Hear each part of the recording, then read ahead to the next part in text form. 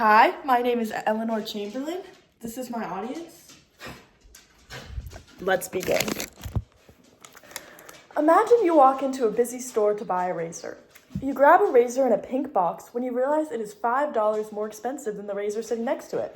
On closer inspection, you find that the only difference between these blades is that one is advertised for a man and one is advertised for a woman.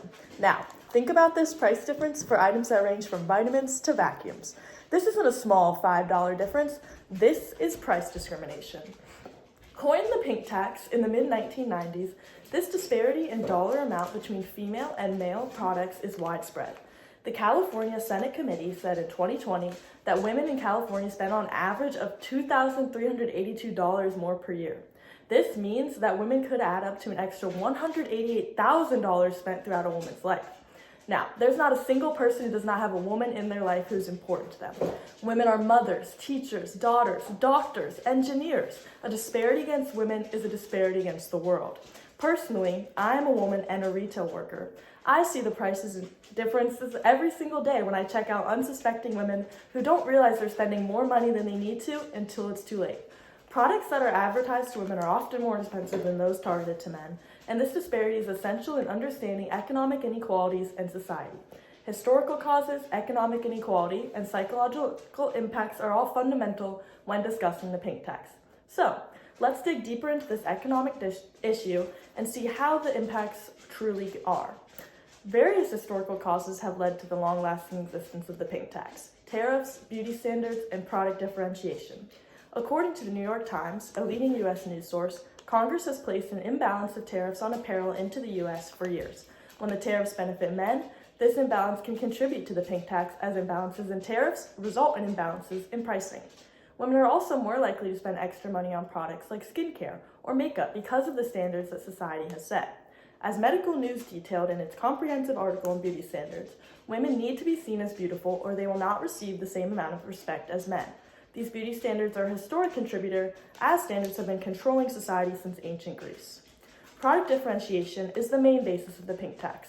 Kaylee Barnes has written an extensive scholarly journal on the pink tax, and she has simplified this to say that companies have designed products with colors that are meant to catch the eyes of women and then increase the prices of those items.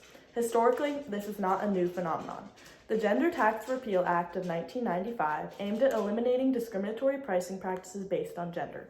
It passed in California, but it did not pass federally.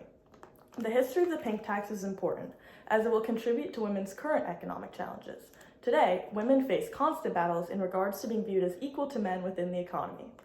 As for basic economic inequalities, the pink tax can cause increased financial burdens for women. Over time, the additional expenses mount up to substantial financial disadvantage that lowers women's savings capacity, therefore continuing economic inequality. The pink tax also heightens barriers to wealth accumulation. Existing economic inequalities, such as the gender salary gap, are made worse by the pink tax's increased expenses. Long-term financial stability, including investments and retirement savings, are impacted by this. As stated previously, a gender salary gap exists between men and women. According to the United Nations International Labor Organization, or ILO, most countries have a pay gap between men and women, with men in South Korea making as much as 33% more than women on average. This, combined with the pink tax, can be devastating for women that are trying to accumulate wealth. To continue, it is evident that the economy and mental health are factors that often affect each other. First, women experience more financial stress due to gender wage difference and the higher price of necessities. Anxiety, low self-esteem, and a sense of economic fragility can result from the psychological strain of managing smaller budgets, according to the National Institute of Health.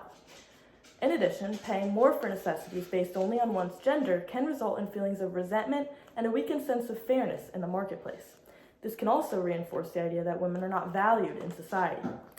The psychological effects of the pink tax are made worse for women from underrepresented or marginalized communities. Mental health stressors and depression can become worsened by managing a smaller budget combined with these overpriced necessities.